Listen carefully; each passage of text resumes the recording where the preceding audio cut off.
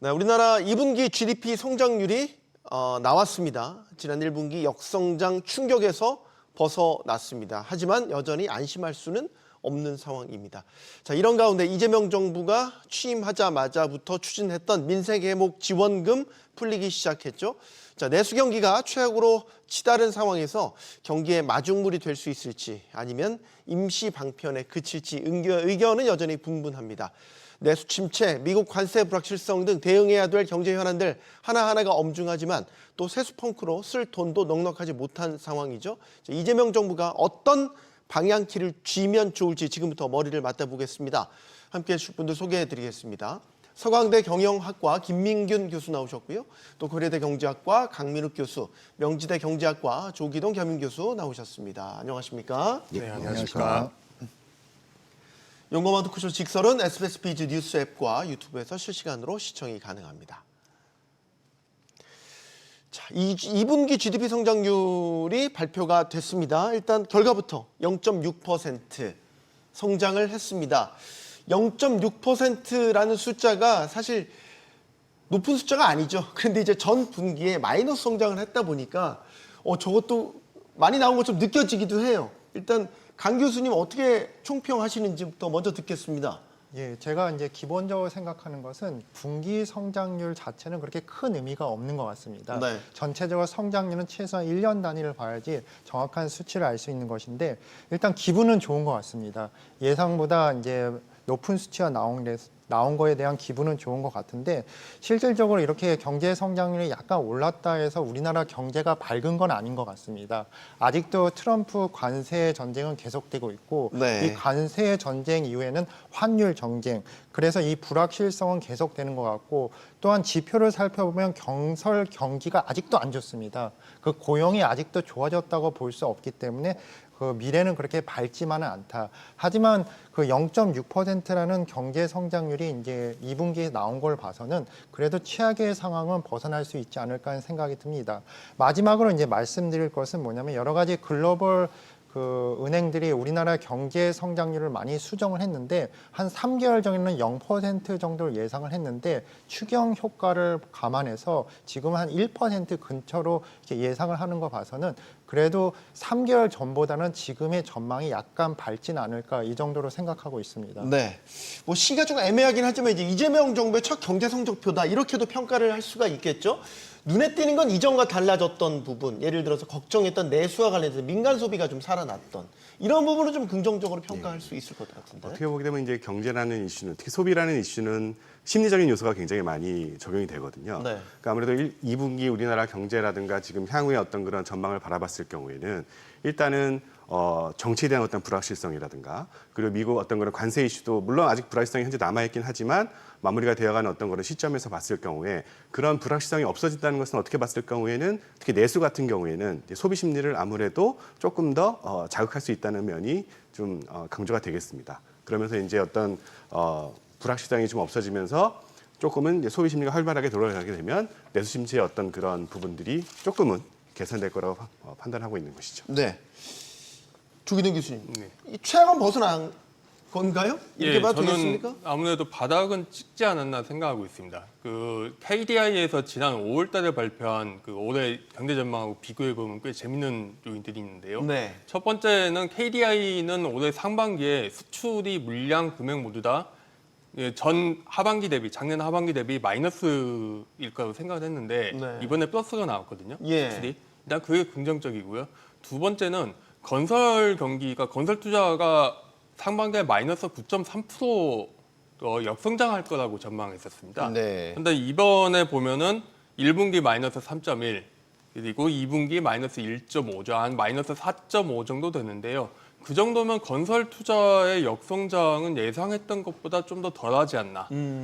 다만 문제면 이제 설비 투자가 여전히 2분기 연속 역성장했다는 건데 그걸 감안하더라도 수출이나 건설 면에서 어느 정도 상저하고라는 그 전반적인 트렌드를 따라가면서도 좀 더 예상보다는 경제 성장률이 좀 더 좋게 나오지 않을까 이런 생각을 하게 되는 지표였습니다. 알겠습니다. 자, 내수를 살리기 위한 방편으로 이제 2차 추경이 집행이 되기 시작했죠. 그 일환 이제 소비 쿠폰 신청이 시작됐습니다. 이재명 대통령은 민생회복 소비 쿠폰과 관련해서 소비 진작을 강조하는 한편 또 엄정한 물가 대응도 함께 주문했습니다. 이 대통령의 목소리 들어보시겠습니다. 핵심적으로는 소비 지원, 소비 회복이다라는 생각을 가지시고 각 부처 단위로 추가적인 소비 진작 프로그램을 준비해 주시기 바랍니다. 소비 쿠폰 지급하지 않을 때도 뭐 이런저런 핑계로 물가가 납득할 수 없는 정도로 자꾸 오르던데 물가 관리도 신속하게 또 엄정하게 임해 주시기 바랍니다. 네, 민생회복 소비 쿠폰 신청이 시작됐죠? 신청들 하셨습니까? 신청들 하셨습니까? 아직 안 했습니다. 네, 한번 참고로 여쭤봤습니다. 이제 뭐 계속 신청들을 하고 계시고 초반부터 뭐 아주 많이들 신청을 하고 실제로 이제 쓰임새도 속속 이제 통계가 집계가 되고 있습니다. 기준이 이제 연매출 30억 원 이하인 거잖아요. 이건 이제 소비 쿠폰을 좀 소상공인들에게 혜택이 돌아갈 수 있도록 좀 집중하겠다 그런 취지이지 않습니까? 기대 효과 어떻게 보십니까, 임 교수님? 예, 그 첫 번째 취지는 이제 소상공인이나 이제 취약계층을 도와주기 위해서 소비 쿠폰을 발행을 했는데 그 효과는 확실히 있다고 저는 생각을 합니다. 네. 일단 소비 쿠폰에 관한 것은 이제 4개월의 기간이 있죠. 그 기간 안에 안 쓰면 이제 소비 쿠폰이 없어지는데 소비자들의 심리가 혹시 이 기간을 놓치지 않을까 이런 심리란 불안감 때문에 보통은 1, 2주 안에 다 사용을 하는 경향이 있습니다. 그렇기 때문에 이제 빠른 시간 안에 소상공인들의 수입을 늘리는 데는 효과가 있다고 보고 있습니다. 또한 저는 이제 소비 쿠폰이 근본적으로 이게 돈에 대한 직접적인 효과보다도 광고 효과가 많다고 보는데 저도 이제 저희 동네 이제 길거리를 다니면서 네. 막 이런 문구가 있더라고요. 그 헬스장 소비 쿠폰으로 멤버십 구입 가능. 그래서 저는 그런 헬스장이 있다는 것도 처음 알고 네. 그런 헬스장에서 소비 쿠폰을 사용할 수 있다는 것을 처음 알았습니다. 이런 식으로 이제 소상공인들이 직접적으로 광고를 할 뿐만 아니라 이제 소비자 입장에서도 이것을 어디에 사용을 하냐 그걸 찾아보는데 이것이 검색 효과, 이중 광고 효과가 있다고 보고 있습니다. 네. 이런 것을 충분히 살렸을 경우에는 소상공인들한테 상당히 도움이 될 수 있다. 마지막으로 말씀드릴 것은 저는 이 소비 쿠폰은 그 액수만을 봤을 때는 소상공인한테 한 달 정도의 혜택이 있는 것 같습니다. 한 달이라는 정도의 혜택이 있는데 이 한 달이 짧은 시간이지만 이런 식으로 광고 효과를 잘 사용하면 이것이 지속적으로 효과를 누릴 수 있는 것이 있는데 정부가 이런 점에 대해서도 철저하게 연구를 하고 정책을 만드는 게 중요하다고 생각을 합니다. 네.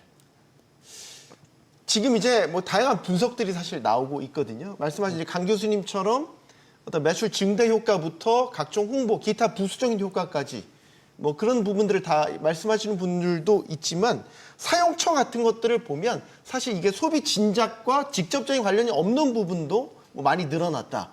뭐 이제 이런 식의 좀 제한적인 효과를 보고 계신 분들도 있어요. 이건 조 교수님께도 의견 듣겠습니다. 네, 기본적으로 그 가게마다 금액이 일정 금액씩 나눠주는 방식이기 때문에 그 소상공인 이외에도 뭐 의료비나 학원비 이런 지출이 늘어나는 건 뭐 당연한 결과이고요. 네. 근데 문제가 있다면은 이게 다른 정부 지출, 가령 정부가 직접적으로 재화나 서비스를 사거나 내지는 정부가 뭐 SOC를 건설하는 정부 투자보다도 효과가 떨어지는 건 사실입니다. 이게 이른바 그 승수 효과 이야기인데요. 네. 대체적으로 재난지원금 사태 때 보면은 그때 재난지원금 지급 당시 보면은 한 0.2에서 0.24 정도 이야기를 하고 이거는 일본 같은 데에서 경기 회복을 위해서 쿠폰을 뿌렸을 때도 한 0.2 정도 나오거든요. 좀 일반적으로 한 0.2 정도 효과인데 그 정도면은 뭐 다른 지출보다는 효과가 크지는 않죠. 다만 이게 장점이 있다면은 뭐 기본적으로 경제가 너무 그 비상계엄 사태 때문에 그 소비 심리가 얼어붙어 있기 때문에 네. 그 소비 심리를 회복시키는 효과 그리고 그 지출 즉시 그 가게가 돈을 쓰기 때문에 그만큼 경기 회복에 대한 어떤 승수 효과가 빨리 나타난다. 이런 장점들은 있다고 하겠습니다. 네. 이게 이제 순작용과 부작용이 같이 지금 얘기가 되고 있어요. 일부에서는 소위 말해서 소비 쿠폰 깡 현상도 나타나고 있기는 해요. 물론 일부긴 하지만. 그래서 이게 나중에 이제 그 편익 효과 같은 걸 분석을 해봐야 되겠지만 이게 단기 효과에 그칠 것인지 이게 새로운 또 마중물이 될 것인지 교수님은 어떻게 보세요? 일단은 저도 뭐 일단 소비 효과라든가 어떤 그런 매출 증대라든가 효과에 대해서는 뭐 이견은 없습니다. 단지 이제 뭐 여러 가지로 특히 이제 사용처 같은 이슈는 뭐 프랜차이즈 같은 경우에는 이제 지형점이라든가 가맹점이라든가 여러 가지 그런 조건에 따라서 사용처가 좀 달라지는 경우도 있고요. 이제 그런 부분들을 좀 정부가 어떻게 보기에는 좀 많이 알려서 어떤 그런 뭐 소상공인 어느 대상으로 해서 사용처를 확실하게 좀 알려주는 것도 좀 도움이 많이 될 것 같고요. 그리고 또 한 가지 이슈는 이제 이게 일시적인 효과냐 아니면 어떤 그런 지속적인 효과나 이슈는 언제나 뭐 재난지원금 때도 마찬가지 이슈였지만 언제나 그런 효과들은 이슈들은 있었던 것 같습니다. 근데 중요한 것은 뭐 1차, 2차 우리가 나눠서 일단은 지원을 하기 때문에 이제 네. 그런 부분에 대해서 조금이라도 이제 보완책을 좀 많이 두신 것 같고 단지 이제 근본적인 어떤 그런 구조적인 조정이라든가 특히 소상공인이라든가 자영업 관련해서 뭐 여러 가지로 다른 어떤 그런 지원책도 같이 병행해서 마련하게 되면 또 그런 부분들도 같은 이 소비 쿠폰과 같이 이제 시너지 효과를 좀 일으켜서 좀 도움이 될 거라고 생각이 듭니다. 네. 이게 이제 지금은 보편 지원, 다 공이 똑같이 지원되는 기간인데 이게 두 차례 나눠지잖아요. 이제 2차 지급에는 상위 10%, 소득 수준 상위 10%로 더 제외가 되죠. 이건 이제 아까 승수 효과를 좀 확대하기 위해서 상대적으로 소득이 적은 저소득층한테 좀 쿠폰을 몰아줘서 더 많은 진작 효과를 일으키자라는 의도인 거잖아요. 예, 맞습니다. 의도대로 이루어질까요? 예, 맞습니다. 일단은 이제 의도대로 이루어질지는 모르겠지만 그 행정 이런 정책을 만드신 분들이 상당히 이 효과를 아주 극대화하기 위해서 상당히 노력을 한 그런 모습은 보입니다. 일단 두 가지 요소를 생각해 볼 수 있는데요.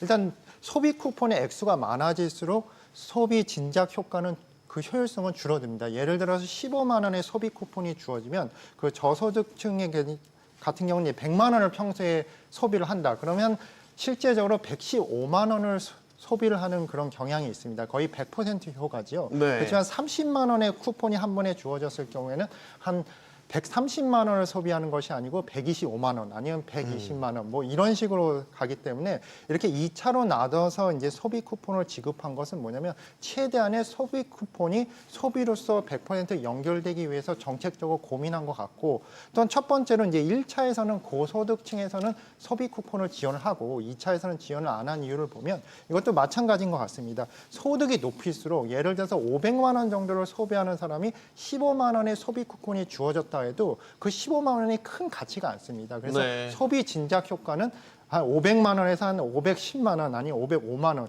그 정도 늘어나는 선이 된다. 그렇기 때문에 일단 2차에서는 이제 고소득층을 배제한 것 같습니다. 그래서 정부 목표가 일단 소비 쿠폰이 100% 소비로서 이어지는 것이 목표이기 때문에 이러한 목표하에서 이렇게 1, 2차 선별적 지급을 선택하지 않았나 이렇게 생각을 합니다. 네.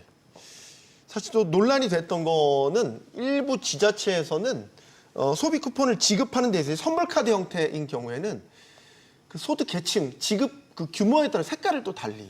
그래서 이게 또 논란이 됐단 말이죠. 이게 상당히 지금 화면에 나오는데 저걸 의도하지는 않았겠지만 결과적으로 보면 뭐 기초수급자 이런 분들은 자신의 어떤 그 소득 수준이나 이런 거를 저 선불카드의 색깔로 그냥 드러내게 된 거잖아요. 어떻게 보십니까? 뭐 전형적인 행정 편의주의의 반로겠죠. 그러니까 네. 오히려 저게 더 문제인 거는 대부분의 재난지원금은 다 신용카드의 쿠폰 형태로 받습니다. 저 네. 같은 경우도 재난지원금을 신청해가지고 지금 쓰고 있는데 네. 신용카드에 포인트가 쌓이고 그냥 그거부터 이제 차감이 되는 형태거든요. 예. 그러니까 젊은 사람들의 경우는 오히려 저런 문제가 안 드러나죠. 그런데 저렇게 실물 형태의 쿠폰을 들고 다니는 사람들, 즉 고령자이자 동시에 저소득층인 사람들한테 어르신들. 훨씬 네. 더 문제가 될 거라고 생각합니다. 네. 참 세세한 신경을 좀 썼으면 했는데 이게 불필요한 논란을 일으킨 또 하나의 사례가 되긴 했습니다. 자, 중요한 건 지금 연매출 30억 원 이하의 이 소비 쿠폰을 쓸 수 있단 말이죠. 결국 타겟은 가장 힘들다고 보는 자영업자들을 살리기 위한 전반적인 고육지책들이란 말이죠. 이번에 소비 쿠폰도 있지만 부채 탕감 방안도 나왔지 않습니까? 결과적으로 보면 이 자영업자들이 힘든 상황을 이런 지원 대책들이 어느 정도 살려줄 수 있겠냐. 여기에 주안점을 둬서 질문을 드리면 어떻게 보십니까? 이게 지원과 비탕감 이 양쪽이 밸런스가 맞아지면 어느 정도 회복할 수 있다고 보십니까? 일단은 뭐 저희가 이제 코로나 때 한번 자영업자들이 굉장히 어떤 힘들었죠. 어려움을 많이 겪었고요. 그리고 지금 뭐 자영업 하시는 분들 말씀으로는 뭐 코로나 때보다 더 어렵다고 많이 이제 말씀들을 해주십니다. 일단 기본적인 것은 이 소비 쿠폰과 어떤 그런 비탄감 지원 정책 자체가 얼마만큼 이제 두 분야가 얼마만큼 이제 시너지가 있을까라는 고민을 많이 하게 되는데, 뭐 물론 여러 가지 이제 경기가 좋아지고 뭐 소비가 확대되고 그렇게 될 경우에는 이제 자영업자 하시는 분들도 물론 당연히 뭐 장사가 잘 되고 얘기를 많이 하겠습니다. 네. 그런데 이제 이슈는 저도 이제 소비 쿠폰을 쓰면서 이제 한 가지 고민하는 것 중에 하나는 이제 15만 원의 어떤 그런 추가하는 돈이 생겼으니까 평소에 좀 비싸서 못 먹던 한우를 나 식당 가서 좀 먹어야겠다라는 네. 생각을 할 수 있는 거고요. 아니면은 평소에 매번 그 소비 쿠폰을 활용을 해서 내가 매달 지출해야 되는 어쩔 수 없이 지출해야 되는 돈을 원래 고정 써야 지출. 되는 것이냐. 네. 이제 그 부분에 대해서 어떤 그런 이 쿠폰 관련해서 좀 여러 가지로 정부 정책적으로 좀 고민을 많이 해봐야 될 필요는 있겠고요. 그리고 또 한 가지 이제 비탄감 면에서는 뭐 한때 뭐 뉴스에서 나왔었겠지만 이슈가 이제 모랄 이슈가 어떻게 보면 모랄 여러 가지로 해저드요? 이제 네. 해저드 이슈가 많이 나왔습니다. 근데 뭐 그거는 제가 봤을 경우에는 어떤 그런 선별 작업에서 충분히 변별이 가능할 거라고 생각이 드는데요. 일단은 중요한 것은 뭐 다른 선진국에 비해서 우리나라 자영업이라든가 어떤 그런 부분의 비중이 굉장히 높고 이제 그러다 보니까 다른 어떤 그런 이 자영업으로 굉장히 많은 창업이라든가 그런 뭐 특히 식당이라든가 외식업 관련해서 좀 다른 방향으로 돌릴 수 있는 지원 정책들을 좀 더 많이 발굴해야 되고 또 지원해야 될 필요는 있는 것 같습니다. 특히 네. 50대, 60대 어떤 그런 퇴직 후에 이제 뭐 프로그램들을 보시면 아시겠지만 재취업, 그러니까 꼭 뭐 식당을 열고 자영업으로 가는 것보다는 어떤 그런 그분들의 전문성을 살려서 다른 어떤 그런 중소기업이라든가 창업하시는 어떤 그런 젊은 세대를 도와줄 수 있는 어떤 그런 지원 프로그램들이 제가 알기로는 많이 운영이 되고 있습니다. 이제 그런 프로그램들을 조금 더 활성화하게 되면 어떻게 보게 되면 이게 자영업 이슈라는 것이 뭐 단순하게 경기라든가 소비와 어떤 그런 단편적으로 해결할 수 있는 이슈는 아니기 때문에 그런 종합적인 어떤 그런 지원 정책들을 다 살펴보고 또 활성화할 수 있는 어떤 그런 정책의 어떤 그런 실행들이 필요할 거라고 봅니다. 네. 자, 저희가 2차 추경 이야기를 하면서 한켠에서 걱정이 됐던 게 혹시 이 돈이 불려서 물가를 또 자극하는 거 아니냐 이 걱정했었어요. 근데 지난달 물가, 소비자 물가가 이제 2%대로 다시 올랐었습니다. 물론 위험한 수준의 뭐 상승률은 아니지만 어쨌든 2%대로 올라섰고 지금 폭염폭우까지 나오면서 최근에 농산물가도 많이 올랐다고 해요. 이런 가운데 이제 소비 쿠폰이 풀렸단 말이에요. 이 물가 걱정 안 해도 되겠습니까? 예, 당연히 이제 물가에 대한 안 좋은 영향을 주겠죠. 어떠한 정책도 장점과 단점이 확실히 존재합니다. 이 추경 같은 경우는 가장 큰 단점이 국가 부채가 늘어나는 것이고 두 번째 문제점이 이제 물가 문제라는 것인데 정부 입장에서는 아직까지 2% 근처의 물가이기 때문에 이런 추경이 물가에 큰 영향을 주지 않을 거라고 분석을 하는 것 같습니다. 네. 근데 제가 이제 걱정을 하는 것은 뭐냐면 이 코로나 기간 때 보면 엄청나게 많은 양의 돈을 풀었습니다. 그때도 추경을 해서. 네. 근데 물가가 당장 오르지 않았습니다. 근데 그 이유가 무엇이냐면 소비 심리가 너무나 위축이 됐기 때문입니다. 하지만 그 이후에 이제 2, 3년이 흐르고 소비 심리가 이제 살아나면서 물가가 폭발적으로 늘어났는데요. 그 현상으로 지금 미국이 금리가 그렇게 높고 내리지 못하는 이유가 그때 물가 상승률을 아직도 잡지를 못해서 그런 거거든요. 그래서 당장의 지금 소비 심리가 굉장히 위축이 된 지금 시점에서는 그 물가에 대한 그렇게 올라가는 그런 위험성이 없다고 보지만은 이것이 뭐냐면 잠재적으로 1년, 2년 후에 폭발적으로 물가가 오를 수 있는 것을 정부가 과연 고려하고 있냐 그거에 대해서는 의문점을 가지고 있습니다. 코로나 시기에도 똑같은 현상이 일어났기 때문에 그래서 이 부분에 대해서 좀 정부가 신경을 쓰고 확실한 미래에 대한 물가 상승에 대한 모니터링을 해야 되지 않을까 그런 생각을 합니다. 현실적으로 근데 물가를 제어할 수 있는 방안이 정부가 직접 제어할 수 있는 방안이 있습니까? 사실 그냥 반강제로 인상률 자제해달라 혹은 이제 할당관세 늘리는 사실 제한적인 방법인 것이고 나머지는 사실 외생 변수들이 더 많이 요즘에는 작용을 하니까 근본적인 한계도 갖고 있는데 요즘 물가 걱정하는 건 그거죠. 농산물이나 우리 실제로 쓰는 외식 물가, 생필품, 그러니까 체감 물가가 많이 오르고 있다는데 사실 일반 국민들이 지금 걱정을 하고 있는 건 아닌가요? 아무래도 저희가 이제 밥상 물가라고 많이 얘기하게 그렇죠. 되는 어떤 그런 네. 농산물 특히 이제 뭐 폭염 날씨도 굉장히 덥고 또 수해도 굉장히 많이 일어나고 어떤 그런 기후 이슈 때문에 여러 가지 뭐 배추라든가 뭐 돼지고기라든가 뭐 여러 가지 그런 달걀이라든가 뭐 해산물, 수산물도 마찬가지고요. 뭐 여러 가지로 그런 근본적인 물가가 오르는 것에 대해서 뭐 여러 가지로 뭐 정부 정책이라든가 뭐 어떤 배추를 더 푼다거나 그런 여러 가지 노력들을 하고 있지만 이제 그런 부분에 대한 어떤 그런 컨트롤 같은 경우에는 굉장히 이제 힘든 이슈 중에 하나고요. 물론 뭐 공산품 같은 경우에 뭐 라면이라든가 그런 물가 관련해서 정부가 여러모로 이제 협조를 구하고 또 원유값, 주유소 기름값 같은 경우에는 뭐 원유세 계속 지금 어떤 그런 인하를 유지함으로 인해서 뭐 여러 가지 노력을 하고 있지만 아무래도 농수산물 관련해서 어떤 그런 물가 이슈는 좀 정부가 조금 더 많이 고민해야 될 필요는 있을 것 같습니다. 이 물가를 구조적으로 안정시키는 거는 뭐 학계에서 이런 얘기 건드리지 않는 게 시장 논리에 맡기는 게 맞다. 근데 당장 물가가 너무 부담스러우니까 정부로서는 또 가만히 있을 수 없고 이 딜레마적인 게 분명히 있는 것 같아요. 예, 지금의 물가는 어떤 수요 측면의 문제 내지는 어떤 통화량의 문제라기보다는 어떤 공급 원가의 문제 아니겠습니까? 농산물 가격이 오르는 게 대표적인 건데요. 그런 상황에서 결국 정부가 취할 수 있는 방법은 이제 공급을 어떻게 하면 안정을 시킬 거냐 이 정도밖에 없는 것이고 그 부분에서 꽤 딜레마적 상황이 있다고 할 수 있겠습니다. 알겠습니다. 자, 다시 성장률 이야기로 가 보겠습니다. 앞서 이제 해외 IB들을 비롯해서 이 내란 사태가 터지기 전과 후 상당히 많이 좀 달라졌습니다. 그리고 최근에는 이제 2차 추경과 관련해서 이 효과를 감안해서 성장률 전망치를 상향하는 것도 속속 나타나고 있는 그런 상황입니다. 자, 지금 추경을 편성하면 1%대 성장률 달성이 가능할 것인가? 여기에 대해서 어떻게 보시는지 먼저 의견 듣겠습니다.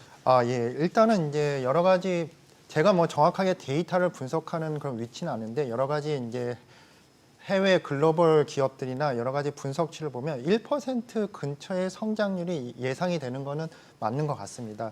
예를 들어서 이제 골드만삭스 같은 것이 최근에 이제 대한민국 경제 성장률을 과거 한 석 달 전에 0.7%에서 1.1%로 이제 상승 예상을 했었는데 그 이유의 대표적인 것이 2차 추경에 대한 것입니다. 골드만삭스가 그렇게 예상한 것은 2차 추경에서 GDP 대비 1% 이상이 지출이 될 것이라 보고 실제로 32조니까 1%는 25조에서 한 7조 정도 더 지출이 된 것이죠. 그리고 이제 이거에 대한 효과로서 이제 경제 성장률이 한 0.3% 포인트 더 오를 것이다. 네. 이것이 한 7조 내지 8조 정도입니다. 어떻게 보면 이렇게 그 추경이라는 것이 실제적으로 경제 성장률에 큰 영향을 주진 건 아니지만 그래도 이제 한 4분의 1 정도의 영향을 줬다. 올해 기준으로.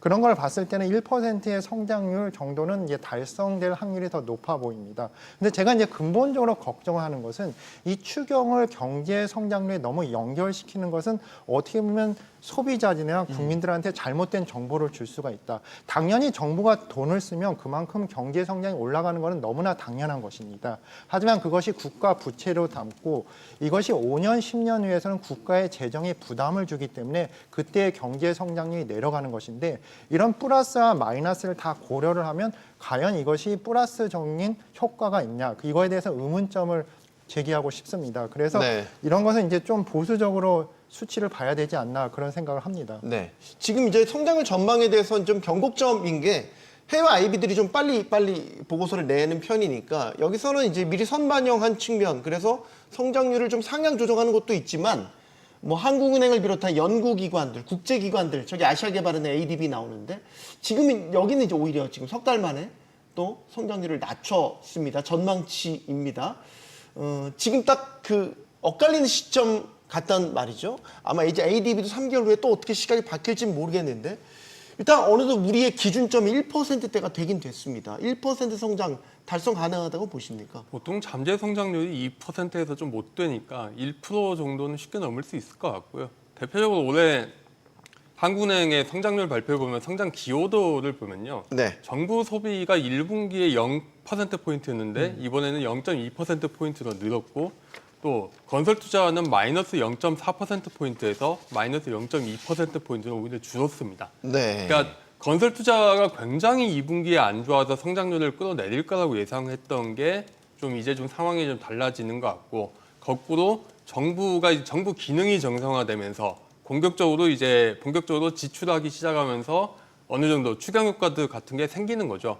그런 걸 감안하면은 당초 생각했던 0.8이라는 굉장히 좀 나쁜 시나리오보다는 좀 더 성장률이 높아지지 않을까 이런 생각을 하고 있습니다. 네. 지금 1분기가 마이너스 0.2, 2분기가 0.6.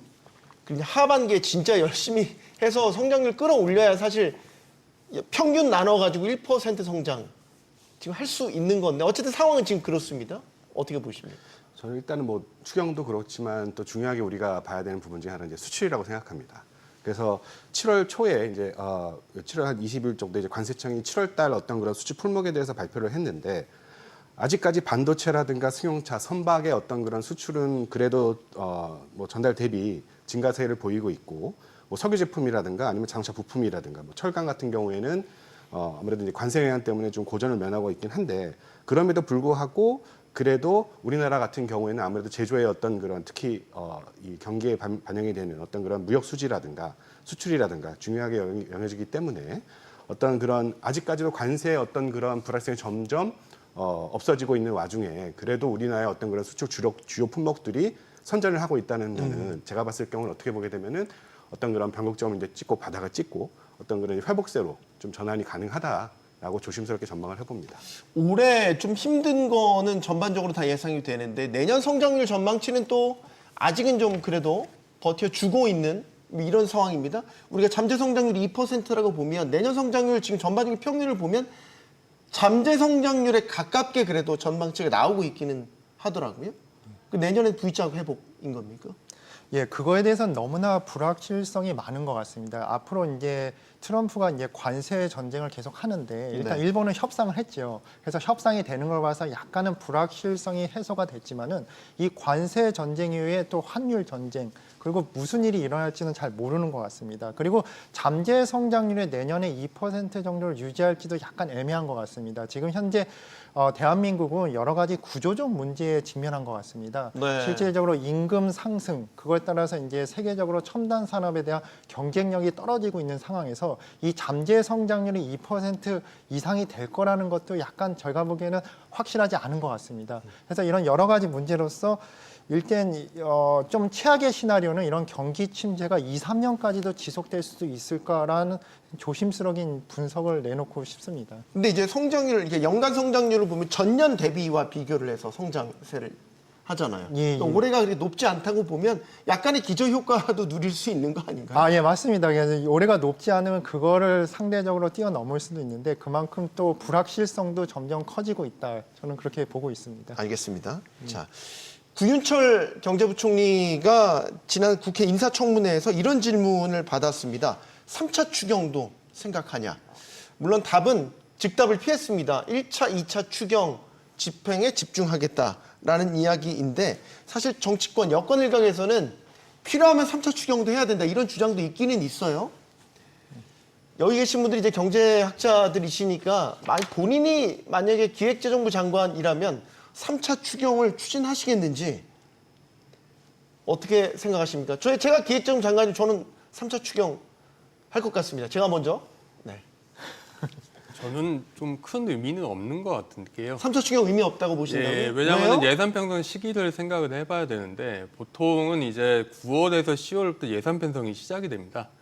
그러니까 네. 내년도 사업 계획을 지금 세우는 시기인데 네. 내년 사업 계획을 세우면은 이제 2026년 1월부터 이제 집행이 가능하거든요. 그리고 사업 계획을 지금 빨리 세우고 좋은 걸 세워서 하는 게 확실하게 더 경기 진작 효과가 있는데 지금 3차 추경을 편성을 시작해서 의결하고 집행을 하면은 한 10월이나 11월 정도 돼야 되는 거죠. 네. 그러면은 그 지출에 대한 지출이 이루어지고 효과를 보는 거는 한 12월에서 내년 1월이나 2월 정도 될 겁니다. 네. 그러면 사실상 3차 추경 안 하고 뭐 내년도 예산 안 하고 겹치죠, 상당 부분. 그러면 추경을 하는 것보다 그냥 본 예산 편성하는 게 훨씬 더 깔끔하고요.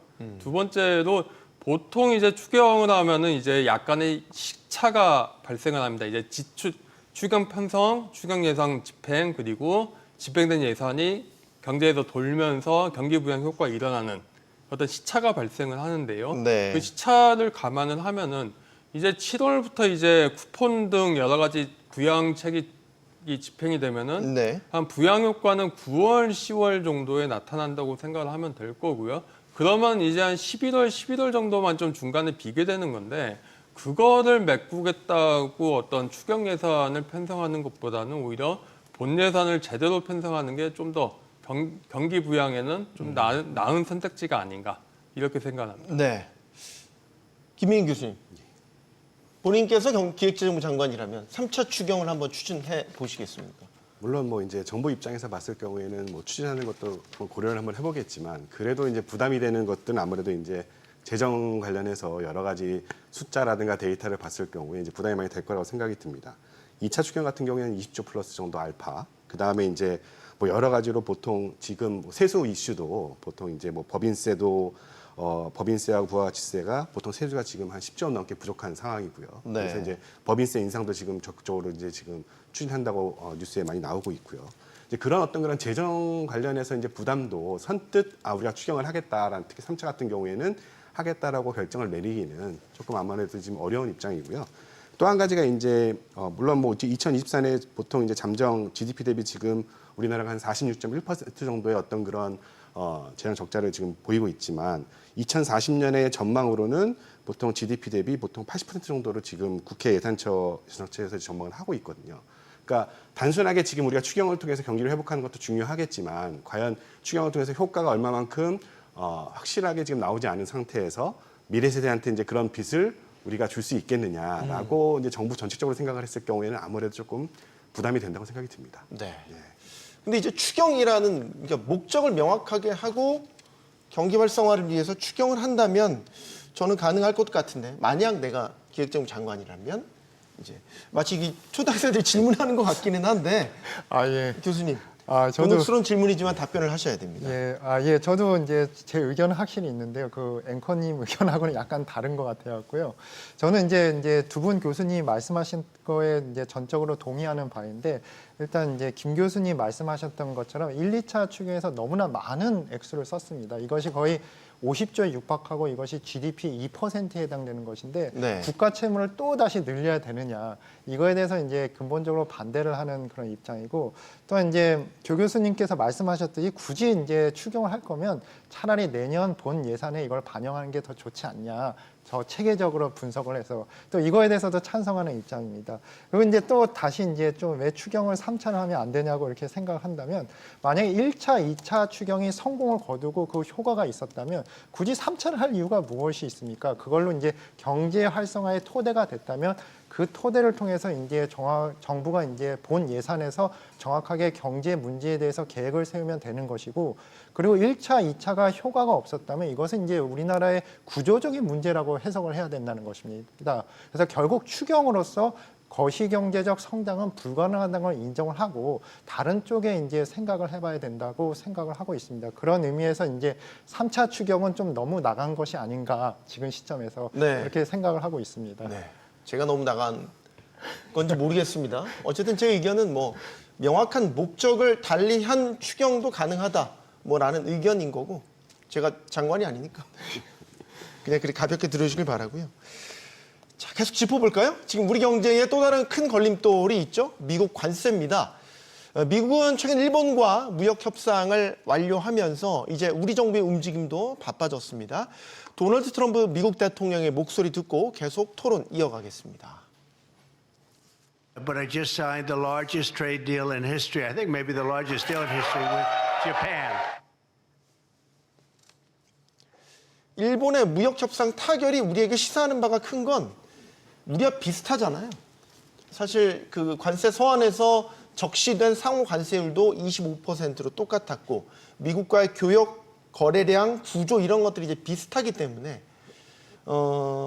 일본이 어떤 식으로 협상을 하느냐 혹은 우리가 먼저 협상을 하느냐 이거에 대한 이제 기준 사례가 될 수 있다라는 점인데 일단 상호 관세율 25에서 15%, 자동차 관세 25%에서 절반인 12.5% 낮췄습니다. 이것만 하면 좋은데 막대한 미국에 대한 직접 투자 발표했고 농산물 개방했고 자동차 개방했고 네. 그래서 일각에서는 일종의 굴욕 타결이다 이런 분석도 있습니다. 어떻게 보십니까? 그러니까 우리나라 정부 입장에서 봤을 경우에는 아무래도 일본과의 어떤 그런 미국과 관세 협상은 뭐 말씀 그대로 기준입니다. 기준이 되기 때문에 일단 중요한 것은 첫 번째 이슈는 이제 자동차겠죠. 아무래도 우리나라 자동차 산업 입장에서 봤을 경우에 일본과 미국 시장에서 굉장히 많은 경쟁을 지금 하고 있는 상황에서 만약에 일본의 어떤 그런 자동차 관세율보다 우리나라가 더 높은 어떤 그런 관세율을 갖게 된다면 우리나라 아무래도 가격 경쟁력 측면에서 봤을 경우에는 아무래도 우리나라 자동차 산업에 타격이 있을 거라고 예상이 들고요. 그 두 번째는 이제 농수산물입니다. 뭐 정부에서는 이제 우리나라 뭐 소고기라든가 쌀 관련해서는 이제 협상 대상이 아니다라고 얘기를 하고 있지만 네. 아무래도 이제 최후의 어떤 그런 보루 같은 어떤 그런 협상 어떤 그런 레버리지라고 생각이 들거든요. 정말 최악의 경우에는 어떤 그런 소고기라든가 쌀 관련해서도 우리가 협상 카드로 내놔야 되는 상황이 벌어질 수도 있겠지만 어떤 일본이 쌀을 개방했다는 것 자체는 우리나라한테는 굉장히 이제 부담이 되는 어떤 그런 이슈고요. 그리고 세 번째로는 뭐 알래스카라든가 이제 막대한 투자를 지금 미국에서는 이제 일본에서 요구를 하고 이제 투자를 하게 되는데 그럼 우리나라가 만약에 미국에 투자를 하게 된다면 뭐 현재 뭐 현대자동차라든가 여러 가지 이제 미국 삼성도 그렇고 투자를 많이 하고 있긴 하겠지만 그 얼마만큼의 투자를 해야지 과연 미국에서 어느 정도의 협상의 이슈가 있느냐. 그리고 또 아시다시피 우리나라 또 방위비 어떤 그런 또 협상 이슈도 카드도 있기 때문에 뭐 여러 가지로 지금 총동원을 해야 돼서 우리가 가져갈 수 있는 우리가 취할 수 있는 어떤 그런 최대한의 이익을 가져와야 되지만 지금 일본 협상이 어떻게 보게 되면은 그 기준을 가지고 했을 경우에 우리나라 정부 입장에서 봤을 때는 아무래도 큰 부담이 될 거라고 생각이 듭니다. 상호관세 일단 국가별 상호관세 15%로 낮아졌단 말이죠. 그럼 이제 이게 우리의 협상 결과로까지 이어진다면 우리도 만약에 15%의 관세율 정도로 낮춘다면 이게 만족할 만한 협상 결과일까? 저는 사실 좀 고개를 갸웃하게 되기는 하는데 이미 우린 미국과 FTA를 맺고 있지 않습니까? 교수님 어떻게 보세요? 뭐 트럼프의 기본적인 입장은 너희가 흑자 무역 흑자를 통해서 우리의 달러를 가지고 가니 너희들이 벌어들인 달러만큼 우리한테도 뭔가를 주어야 돼. 네. 이런 입장이지 않습니까? 특히 일본이 5,500억 달러 규모의 투자 펀드를 결성해서 그냥 미국 정부나 미국 기업이 이제 자의적으로 투자할 수 있게 만드는 그런 걸 보면 그 트럼프식 사고방식을 잘 드러내는 거라고 생각하거든요. 그러면 이제 똑같이 이제 트럼프 입장에서 한국에도 요구를 하겠죠. 일본이 이만큼 해주고 일본도 여기에 동의했는데 너는 여기에 동의하지 않을 거야. 뭐 이런 데 대해서 이제 좀 답을 해야 되는 어려운 부분이라고 생각을 하고 두 번째는 15%가 굉장히 좀 앵커님 말씀하신 대로 굉장히 높은 관세입니다. 뭐 이전의 관세나 한미 FTA를 맺었다는 걸 감안하면 굉장히 높죠. 하지만은 이제 트럼프 입장에서는 25에서 15로 낮춰졌는데 그것도 큰 거 아니냐. 이런 식으로 굉장히 좀 거칠게 협상을 할 거라는 점에서 한 네. 15%가 일종의 기준점이 되고 거기에 대해서 오히려 문제는 저희가 어느 정도 더 양보를 해야 될 거냐, 어느 정도 미국에 무언가를 줘야 될 거냐의 문제가 아닌가 생각을 합니다. 냉정하게 수출해서 가격 15%가 더해지면 수출 가격 경쟁이 없다고 봐야 되는 거 아니에요? 예, 맞습니다. 일단 우리나라 같은 경우는 이제 자동차 관세 같은 경우는 과거에 거의 0%의 관세라고 이제 볼 수 있기 때문에 15%면 거의 제한적 수준인 것 같습니다. 그렇죠. 이런 경우에는 수출에 상당히 이제 타격을 입을 텐데 문제는 이것뿐만 아니라 이제 트럼프가 이제 환율까지도 이제 결국 환율 전쟁까지 할 수 있는 경우가 생겨서 만약에 우리나라 이거 환율이 이제 수출이 안 좋게 영향을 받으면 자동차 산업이라는 것은 상당히 어렵다고 볼 수 있습니다. 이런 관세 협상은 이제 애석하게도 지금 정확하게 무엇을 얻을 수 있냐에 대한 협상이 아니라 무엇을 포기할 수 있냐의 협상인데 이게 뭐냐면 15%라는 것도 실제적으로 우리나라가 다른 산업에 대해서 많은 포기를 해야지만 15%가 가능한 수치라는 것이 더욱더 슬픈 현실인 것 같습니다. 아까 교수님께서도 말씀하셨지만 일단은 이제 결국 뭐냐면 트럼프가 노리는 것은 농업 분야, 그 농업 분야의 미국의 수출 개방이 이제 최종적인 목표인 것 같고 네. 또 우리나라 같은 경우는 이제 방위비 부담까지도 이제 거론이 될 수 있는 문제라서 이것이 뭐냐면 우리나라에서는 가장 굉장한 위기가 아닐까 하는 생각이 듭니다. 네. 사실 협상 이제 거의 시한이 가까이 오고 있기 때문에 아주 핵심 쟁점 사항들에 대해서는 끝까지 이제 밀고 당기기를 하겠죠. 우리 입장에서 이제 뭘 내줘야 되냐 이건데 사실 쌀, 소고기 지금 이야기 나오고 있지만 되게 민감하잖아요. 우리 농민단체들 벌써 지금 반발하고 있습니다. 왜 농산물 분야가 희생이 돼야 되냐. 과거 FTA 체결할 때 똑같은 논리였죠. 근데 지금 여한구 통상교섭본부장이 말한 그 전반적인 뉘앙스를 보면 농산물 시장 개방을 전략적 카드로 쓸 수 있다라는 또 뉘앙스로 이야기를 하고 있단 말이죠. 이걸 어떻게 봐야 될까? 이게 트럼프 대통령이 이걸 가지고 또 설득을 할 수 있을까? 일단 여러 가지 난제에 빠져 있습니다. 네, 일단 쌀 경우는 결국은 농민들, 특히 어떤 충남이나 전남, 전북에 쌀 재배지가 몰려 있는데 이 지역에 있는 농민들에 대한 그 생계 문제가 연관되기 때문에 민감한 문제고요. 그럼에도 불구하고 지금 뭐 저율 할당 관세로 해가지고 수입쌀을 사면은 일정 부분은 어쩔 수 없이 저희가 일상생활에서 먹는 용도로 쓰지 않고 대부분 가공 용도로 이제 미국산 쌀을 쓰기 때문에 네. 상당 부분 이제 비축미로 이제 그 쌓아두고 있습니다. 근데 그 문제를 생각하면은 뭐 저율 할당 관세를 없애고 미국산 쌀의 수입을 늘리는 방안을 꽤 어느 정도 생각을 하고 있다고 좀 보는 게 맞을 것 같고요. 두 번째는 쇠고기 문제하고 쌀 두 가지 중에 하나를 무엇을 포기할 건가? 그러면 결국은 한국 정부 입장에서는 쇠고기 30개월 이상 쇠고기 수입을 여전히 좀 허용하지 않는 방향으로 할 가능성이 좀 개인적으로 높다고 생각을 합니다. 네. 지금 이거는 안개 속입니다. 사실 철저하게 보완 하에서 협상이 이루어지고 있기 때문에 일각에서는 쌀과 소고기를 아예 협상 대상에서 제외한다 이런 식의 보도도 지금 나오고 있어서 이건 마지막 뚜껑을 열어봐야 알 수 있는 부분인데 지금 예상보다 일본 협상을 보면 많은 부분들을 양보하고 내줬다라는 데 우리가 지금 걱정을 하고 있는 거죠. 그러면 이제 농산물도 그렇지만 자동차도 그렇죠. 우리 이제 디지털 분야, 예를 들어 정밀지도 반출 문제라든지 되게 다양한 분야에서 환율까지요. 지금 개방을 요구받고 있는 것 아닙니까? 내줄 거 다 내주고 협상하면 사실 그걸 협상 성공이라고 볼 수 있겠나라는 근본적인 의문이 들어요. 뭐 여러 가지 우리나라에서 쓸 수 있는 카드가 무엇이 있느냐는 굉장히 많이 고민을 많이 하고 있는데요.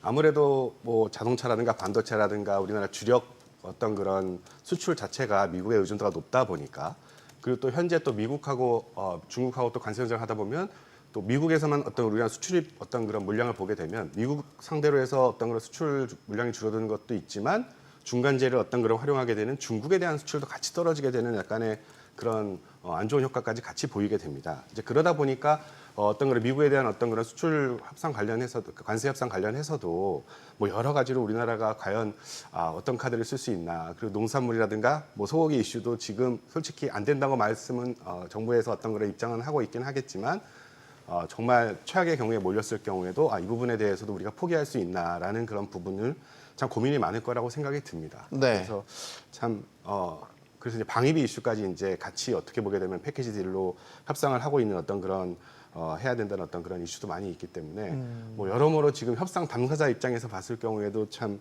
많은 고충이 있을 거라 생각이 들어서 저 입장에서 봤을 경우에도 참 있을 만한 카드가 그렇게 묘수가 그렇게 보이지는 않습니다. 우리 경제가 마이너스 성장률에서 벗어나기는 했지만 정상 궤도로 진입했다고는 볼 수는 없습니다. 자, 중요한 건 반짝하는 성장률이 아니라 한국 경제가 지속 가능한 성장 체계를 갖추느냐이겠죠. 분명한 것은 지금 그 시험대 위에 서 있다는 것입니다. 용감한 토크쇼 직설 마치겠습니다. 여기는 모든 경제가 모이는 SBS 비즈입니다. 시청해주신 여러분 고맙습니다.